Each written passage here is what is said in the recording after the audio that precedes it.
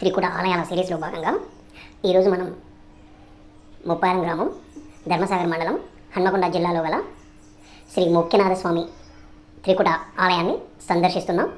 పదండి ఆ ఆలయ విశేషాలు మరియు పూర్వం కాకతీయ రాజులు కట్టినప్పుడు ప్రస్తుతం పునః ప్రారంభమైన విశేషాలు కూడా పూర్తిగా చర్చించుకుందాం. ఇప్పుడు మనం 1 కిలోమీటర్న్నర నుంచి 2 కిలోమీటర్ల దూరంలో ఉన్న ఆ త్రికుటాలయాన్ని చూస్తున్నాం. నిండు కుండలాంటి ఆ చెరువు కట్టపై దేదీప్యమానంగా వెళుతున్న ఈ త్రికుటాలయం కొన్ని సంవత్సరాల ముందు ఒక అడవి ప్రాంతంలో ఉండేది. అక్కడికి ఎవరు కూడా వెళ్ళలేని పరిస్థితి ఉండేది. ఆ వివరాలన్నీ కూడా మీకు వివరించే ప్రయత్నం చేస్తాను. కార్తీక మాసంలో పునర్నిర్మాణం చేస్తున్న సందర్భంగా ఈ సాక్షి గణపతి విగ్రహం తొలుత బయటపడ్డదట. వారు ఆ విగ్రహాన్ని తీసుకొచ్చి ఇక్కడ నిర్మించిన ఆలయంలో ప్రాణప్రతిష్ఠ చేశారు. సాక్షి గణపతి గారి ఆజ్ఞను తీసుకొని ఆ ముఖ్యనాథ స్వామి దర్శనానికి మనం బయలుదేరదామా. ఈ కట్ట మీద నుండి మరియు కట్ట కింది నుండి కూడా 2 రహదారులు ఏర్పాటు చేశారు గ్రామస్తులు. దేవాలయానికి వెళ్ళడానికి మంచి మార్గాలు అయితే ఈ గ్రామస్తులు తయారు చేశారు. ఇప్పుడు చూడండి, ఒక నిండుకుండ లాంటి చెరువు. కాకతీయ రాజులు ఎక్కువ కూడా నీటి సౌలభ్యత ఎక్కడైతే ఉంటుందో అక్కడ వాళ్ళు మంచి చెరువులు నిర్మించి అక్కడ వ్యవసాయానికి పెద్దపీట వేశారు. వ్యవసాయంతో పాటు జనాలలో భక్తి భావన పెరిగే విధంగా ఆ పెద్ద పెద్ద చెరువుల పక్క కూడా ఒక అద్భుతమైన నిర్మాణాలు చేపించారు. ఆ మహాశివుని భక్తులుగా వీళ్ళు వెలసొందారు. దాదాపు ఏంటంటే కొన్ని మనకు ఉదాహరణకి ఏంటంటే గణపూర్లో పెద్ద చెరువు నిర్మించిన తర్వాత అక్కడ కోటగొల్లు, రామప్ప చెరువు తర్వాత అక్కడ రామప్ప దేవాలయం, ఇలా చెప్పుకుంటూ పోతే చాలా దేవాలయాలు కూడా వారు నిర్మించి మన వారసత్వ సంపదగా అందించారు. ఇక్కడ చూడండి, ఈ దూరం నుంచి కూడా ఎంత బాగా కనిపిస్తుందో త్రికుటాలయం ఈ విధంగా ఉంటుంది. మనం ఆలయానికి వెళ్ళేదారి ఇప్పుడు మనం చూస్తుంది ముప్పారం త్రికుటాలయం టాప్ వ్యూ అండి. మనం ఆలయం దగ్గరికి వచ్చాం. ఆలయ పునర్నిర్మాణం కోసం దాతల వివరాలు వారు ఇక్కడ ఆలయ కంపౌండ్ వాల్పై ఏర్పాటు చేశారు. నిజంగా వారు ఈ గౌరవం ఇవ్వడం చాలా సముచితం. ఇక ఈ ఆలయ చరిత్రకు వస్తే కాకతీయ రాజు అయిన గణపతి దేవుడు 11వ శతాబ్దంలో ముప్పారం గ్రామంలోని ప్రకృతి ఒడిలో శివుడు ప్రధాన దేవుడుగా ప్రతిష్ఠించి నిర్మించిందే ఈ త్రికుటాలయం. అతి ప్రాచీనమైన, ఎంతో ప్రసిద్ధిగాంచిన మహిమాన్వితమైన శ్రీ ముఖ్యనాథ స్వామి దేవాలయం. కాకతీయ సామ్రాజ్యంలో అంగరంగ వైభవంగా పూజలతో దేదీప్యమానంగా ఒక వెలుగు వెలిగిన ఈ దేవాలయం వారి కాలాంతరం దాడికి గురై 100 ఏళ్లుగా పూజలకు నోసుకోకుండా దీనావస్థకు చేరిపోయింది. దాదాపుగా శిథిలావస్థలో జారిపోయింది ఈ దేవాలయం. నిరాధారణకు గురైన ఈ దేవాలయం చుట్టూ ఎత్తైన చెట్లతో ఒక అడవిని కనిపించే విధంగా తయారవడంతో ఇంకా ఈ దేవాలయం పరిసర ప్రాంతాలకు కూడా ఎవరు జనాలు రాని పరిస్థితి వచ్చింది. ఈ క్రమంలో గుప్త నిధుల కోసం దుండగులు ఈ గర్భాలయాల్లో ఉన్న విగ్రహమూర్తులను ధ్వంసం చేసి ఆ ఆలయాల్లో గుప్త నిధుల కోసం తవ్వకాలు ప్రారంభించి దేవాలయాన్ని మరింత క్షీణింపజేశారు. క్రమంలో గ్రామానికి చెందిన శివసాని ప్రవీణ్ అనే వ్యక్తికి శివుడు కలలో కనిపించి శ్రీ ముఖ్యనాథ స్వామి దేవాలయాన్ని తెరిపించి యథావిధిగా పూజలు జరిపించేలాగా చూడమని చెప్పాడట. ఆ రోజు మాస శివరాత్రి కావడంతో ప్రవీణ్ అనే యువకుడు ఈ విషయాన్ని గ్రామంలో ఇతర భక్తులతో చర్చించి ఆ దేవాలయాన్ని సందర్శించి అక్కడ పూజలు చేయడం ప్రారంభించారట. ఈ చుట్టూ ఉన్న చెట్లను తొలగించి అక్కడ గ్రామంలో ఆ దేవాలయానికి కొత్త కళ సంతరించే విధంగా తయారు చేశారు. ఇది త్రికుటాలయం. 3 ఆలయాలు ఉన్నప్పటికీ ఈ ఆలయంలో విగ్రహాలు దుండగుల చేత ధ్వంసం చేయబడి ఉన్నాయి.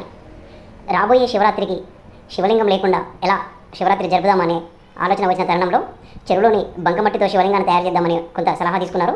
కాకపోతే చెరువు నిండుగా ఉండడం వల్ల అంత బంకమట్టి సాధ్యం కాదని నిర్ణయించుకున్న తర్వాత శివసాని ప్రవీణ్ అనే వ్యక్తిని ఒక కోయదర కలిసి ఆలయం పక్కన ఉన్న పుట్టమన్ను తీసుకొని ఈసారి శివరాత్రి ఘనంగా జరిపించుకోమని చెప్పి అక్కడి నుంచి వెళ్ళిపోయాడట. ఆ తర్వాత ఈ విషయాన్ని దాంట్లో ప్రవీణ్ కొందరు వ్యక్తులకు చెప్పి చర్చించి పక్కన ఉన్న పుట్టను తవ్వడం ప్రారంభించారట శివలింగం తయారు చేయడం కోసం. అది ఇంట్లో జపాలు కూడా చేయించామని వాటితో పాటు చేద్దాం అనుకున్నాం. దీంట్లో నాకు అక్కడ కోసం కనబడుతుంది అప్పుడు. అది ఏంటంటే ఇప్పుడు ఫస్ట్ అన్ని విగ్రహాలు ఏం లేకుండా కదా, అది శివరాత్రి చేద్దాం అనుకున్నాం. చేద్దాం కావాలా పుట్ట పడుతుంది శివలింగం చేద్దాం. అది అంటే అంతా జంగలు తర్వాత పుట్ట పెద్ద పుట్టేది భక్తి రాని తర్వాత రాళ్ళు తెచ్చి బట్టి పోసినాం. ఎదుగుతా అంటే అది అందులో శివలింగం కనిపించింది. అప్పుడు దాని వైర్లు అయిపోయింది, బాగా యాక్సిడెంట్ పడుతుంది. అంటే అప్పటిదాకా ఇబ్బంది ఉండే టెంపుల్ కదా అంటే సార్ అది ఈ మైనింగ్ వాళ్ళు రాజకీయ నాయకులు అసలు ముట్టు ఈ ముఖ చాలా అది చేసిండు. ఎప్పుడైతే శివలింగంలో భక్తులు తోడైంది విన్నారు కదా ఆలయ చైర్మన్ శివసాని ప్రవీణ్ గారి మాటలు. అయితే ఈ పుట్టను తవ్వుతున్న క్రమంలో మొదట 2 సార్లు గడ్డపారతో తవ్వగా కొంత మట్టిని తీసిన తర్వాత 3వసారి ఈ గడ్డపారను పుట్ట లోపల దింపడంతో అక్కడ ఒక శబ్దం వినిపించిందట. ఆ శబ్దం వినిపించి అక్కడే ఈ శివలింగం దర్శనం ఇచ్చిందట శివసాని ప్రవీణ్ మరియు అక్కడ ఉన్న భక్తులకు. ఒక్కసారిగా శివసాని ప్రవీణ్ ఈ దృశ్యాన్ని చూసి కాస్త కళ్ళు తిరిగి పడిపోయాడట. ఆ తర్వాత పుట్టలో వెళ్ళిన ఈ శివలింగాన్ని దర్శించుకోవడానికి చుట్టుపక్కల ఊళ్ళ నుండి కూడా తండోపతండాలుగా జనం వచ్చి ఇక్కడ ఈ ఆలయ నిర్మాణం కోసం గ్రామస్తులైతేనేమి ఇతరులైతేనేమి పూర్తి సహాయ సహకారాలు చేయడానికి ముందుకు వచ్చారట. అప్పటి నుండి ఈ ఆలయం అభివృద్ధిలో ముందడుగు వేస్తూ పరిగెత్తి ఈరోజు ఈ స్థితిలో నిలబడిందని చెప్తున్నారు ప్రవీణ్ గారు. అంతా ఐకమత్యంతో ముందుకు రావడం, ఆలయ కమిటీ సహాయ సహకారాలు తీసుకోవడం, శ్రీ ముఖ్యనాథ స్వామి ఆలయాన్ని పునరుద్ధరించి వీణవంగకు చెందిన వేద పండితులు బ్రహ్మశ్రీ గూడ జగదీశ్వర శర్మ గారి ఆధ్వర్యంలో 19 నవంబర్ 2023 రోజున పరివార దేవతా సహిత శ్రీ ముఖ్యనాథ స్వామి వారిని పునః ప్రాణప్రతిష్ఠ చేసుకొని ఆ రోజు నుంచి అంగరంగ వైభవంగా పూజలు చేసుకోవడం ప్రారంభించారు గ్రామస్తులు.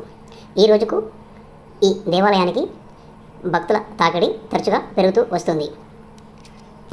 అద్భుతమైన శిలా సంపద, రాయి కనిపిస్తే అద్భుతాలు సృష్టించే నైజం కాకతీయ చక్రవర్తుడి. చూడండి ఎంత చక్కటి చెక్కడాలు, ఎంత పైకప్పు చూడండి ఎంత అందంగా అమర్చారు. ఇక్కడ 3 దేవాలయాల్లో 3 గోపురాల మాదిరిగా దర్వాజాల పైన ఏర్పాటు చేశారు. దర్వాజా కింద కూడా కలశాకారం కూడా ఏర్పాటు చేశారు. దూరం బయట నందీశ్వరుని ప్రతిష్టాపన చేశారు గ్రామస్తులు. ఈ దేవాలయంలో కొత్తగా ఇక్కడ చూడండి 3 గర్భగుళ్ళకు కూడా సేమ్ ఇదే విధంగా 3 గోపురాలతో కూడిన ఒక ద్వారాన్ని ఏర్పాటు చేశారు. ఇంకా ఈ 2 గుళ్ళల్లో దేవతా విగ్రహాలను ప్రతిష్ఠించవలసి ఉంది. దానికి కూడా ముహూర్తం ఎప్పుడొస్తుందో చూడాలి. చూడండి స్తంభాలపైన అద్భుతమైన చెక్కడాలు కాకతీయ రాజుల ప్రత్యేకత. పైకప్పులో కూడా అద్భుతాలు సృష్టిస్తారు ఈ కాకతీయ రాజులు. హోందాగా నందీశ్వరుడు మనకు దర్శనమిస్తున్నారు.